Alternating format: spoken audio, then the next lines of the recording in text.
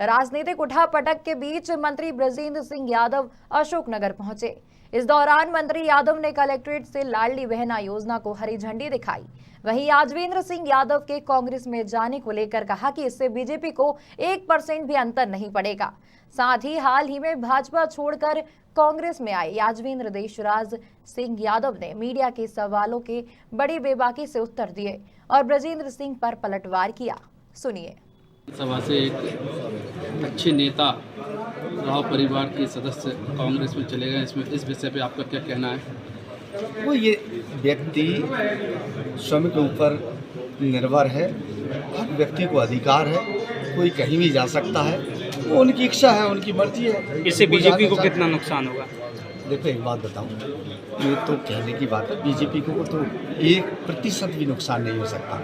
आज की तारीख में भारतीय जनता पार्टी इतनी बड़ी पार्टी है और उसमें इतने सारे कार्यकर्ता हैं, इससे कोई फर्क नहीं पड़ता। इस चीज़ से भारतीय जनता पार्टी को कोई 1% भी नुकसान नहीं है और ना कोई फर्क पड़ता। उनका कहना था कि जब से सिंधिया जी आए हैं तब से लगातार उनकी उपेक्षा हो रही है। इस बारे में देखो ऐसा है, वो एक कहावत कहते हैं कि गांव की भाषा में उड़ने यार बहुत मंगरा सांप बताते हैं। तो मतलब अगर किसी को जाना है तो जाने के बाद फिर उसको आरोप तो लगाना पड़ेगा ना किसी पे कि आप क्यों गए।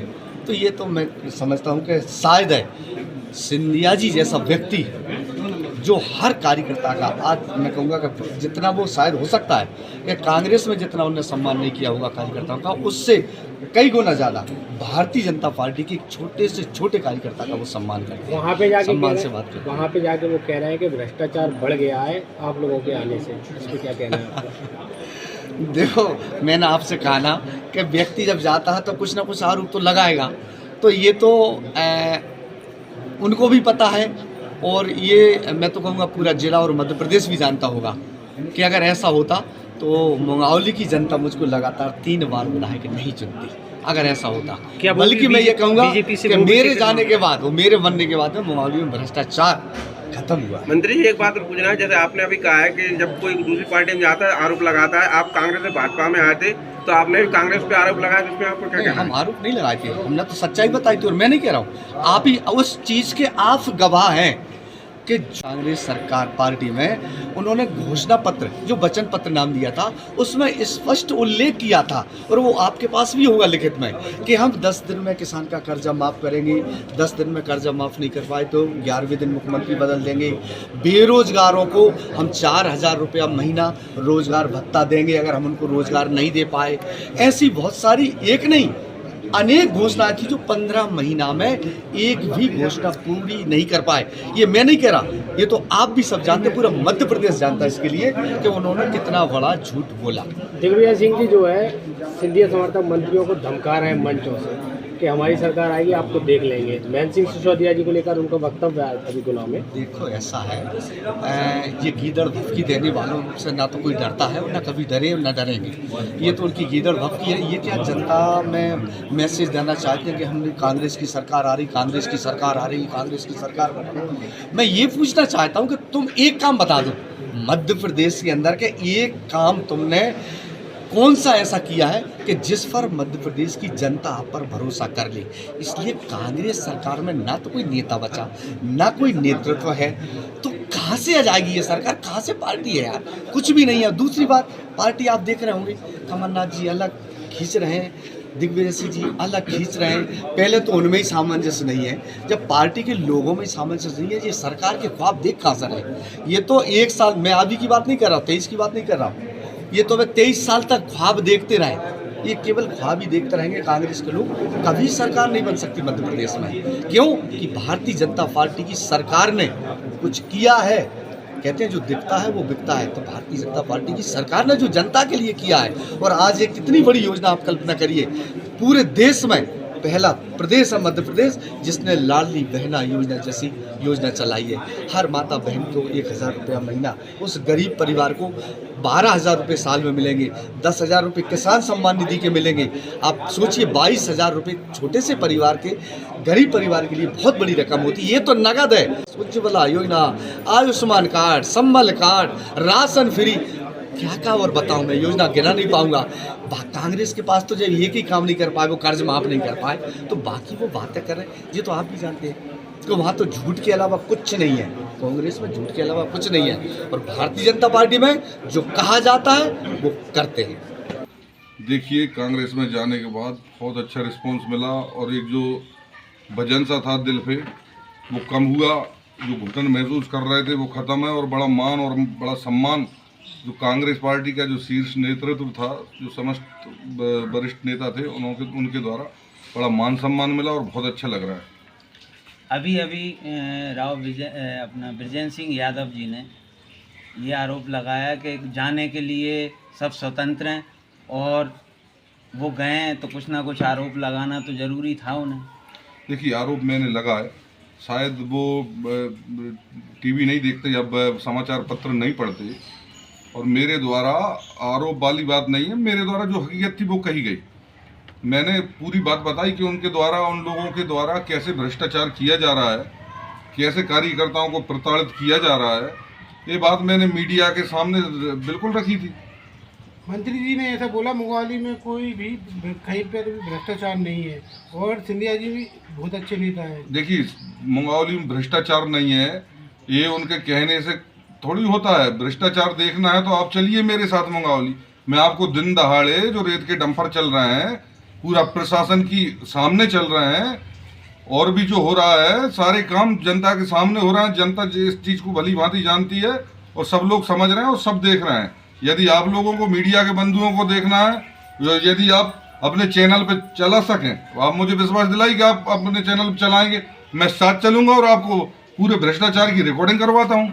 ऐसा आपने कहा था जाते समय कि सिंधिया जी के समर्थक और उनसे उपेक्षित होकर आपने पार्टी बदली, क्या यही वजह रही आपके 3 सदस्य होने के बाद आप जिला पंचायत अध्यक्ष नहीं बन पाए? देखिए, बात सिर्फ जिला पंचायत अध्यक्ष बनने की नहीं है, बहुत सारे ऐसे कारण थे जिस वजह से हम लोगों को कदम उठाना पड़ा। मुख्य रूप से तो हमें फर्क नहीं पड़ता हम अध्यक्ष बने ना बने, लेकिन हमारा जो कार्यकर्ता है वो यदि प्रताड़ित होगा तो ये हमसे सहन नहीं हो पाएगा, और इसीलिए हम सब ने एक कदम उठाया।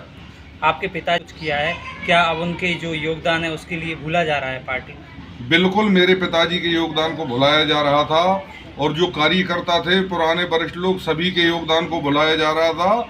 सभी भारतीय जनता पार्टी के वरिष्ठ जो कार्यकर्ता थे उन्होंने पार्टी के लिए नींव के पत्थर के रूप में कार्य किया था, परंतु मौका परस्त लोगों के द्वारा उनको लगातार अपमानित एवं प्रताड़ित किया जा रहा था, उनकी अनदेखी की जा रही थी।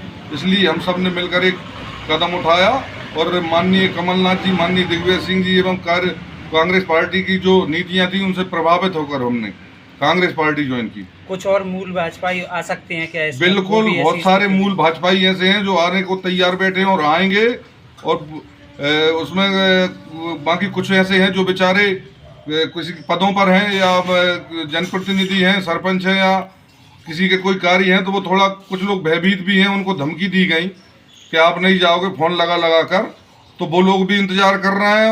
वैसे अधिकतर तो लोग अभी आ जाएंगे, और जो बचे कुछ लोग रहेंगे वो आचार संहिता लगने के बाद आ जाएंगे। आगामी जा रहे हैं, इसमें आपकी क्या रणनीति रहेगी? जो विधानसभा के चुनाव आने वाले हैं उसमें हम सभी कार्यकर्ता और हम लोग मिलकर जो भारतीय जनता पार्टी की तीनों सीटें हैं, कांग्रेस जो अभी वर्तमान में भारतीय जनता पार्टी की जो तीनों सीटें हैं उनको हराकर अब कांग्रेस पार्टी की हम तीनों सीटें लेकर आएंगे। 2 सीटें, सॉरी, एक हमारी चंदेरी है जो कांग्रेस की पहले से है, 2 भाजपा की हैं। हम तीनों की तीनों सीटें जिताएंगे। आपकी कांग्रेस में जाने की जब शीर्ष नेतृत्व को पता चला होगा बीजेपी में, क्या आपको किसी ने कॉल वगैरह किया था, सीएम या फिर सिंधिया जी? देखिए, बहुत से लोगों के कॉल आए थे, और उन्होंने मुझे मना किया, लेकिन मैंने कहा साहब मेरा निर्णय है, हो चुका है, और मेरे जो कार्यकर्ता हैं सभी का निर्णय हो चुका है, अब उसमें कुछ नहीं हो सकता। क्या भाजपा में सिंधिया जी का छत्रप चल रहा है? जी, भाजपा में? हाँ, भारतीय जनता पार्टी में सिंधिया जी एवं उनके जो लोग हैं उन्हीं का बिल्कुल चल रहा है। आपको कांग्रेस में घुलने मिलने में कितना समय लगेगा? बिल्कुल घुल मिल गए भैया, टाइम नहीं लगा। जहाँ मान और सम्मान मिलता है वहाँ घुलने मिलने में 1 मिनट भी नहीं लगता।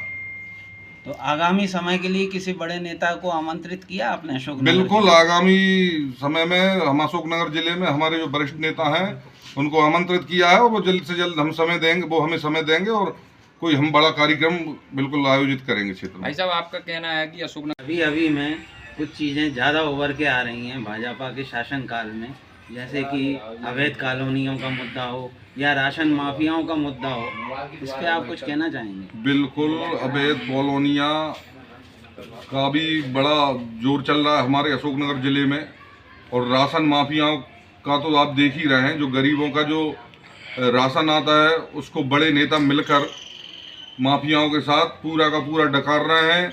बड़ी गंभीर समस्या और इसको लेकर हम बहुत जल्द आंदोलन भी करने वाले हैं। इसके प्रति कांग्रेस क्या स्टेप उठाएगी?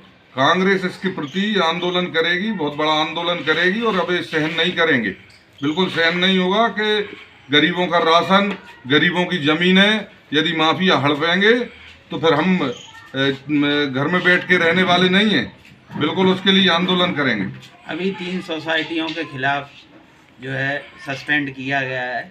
अपने राजा साहब के ने जो क्वेश्चन उठाया था विधानसभा में, तो उसमें 3 समितियों को निरस्त करके उनके प्रति जो हमारे माननीय राजा साहब जयवर्धन सिंह जी एवं हमारे वरिष्ठ नेतृत्व है वो लगातार माफियाओं के खिलाफ कार्रवाई के लिए कार्य कर रहे हैं। उन्हीं के द्वारा विधानसभा में इस मुद्दे को रखा गया था और उनके दबाव में सरकार को उनके खिलाफ कार्रवाई करनी पड़ी।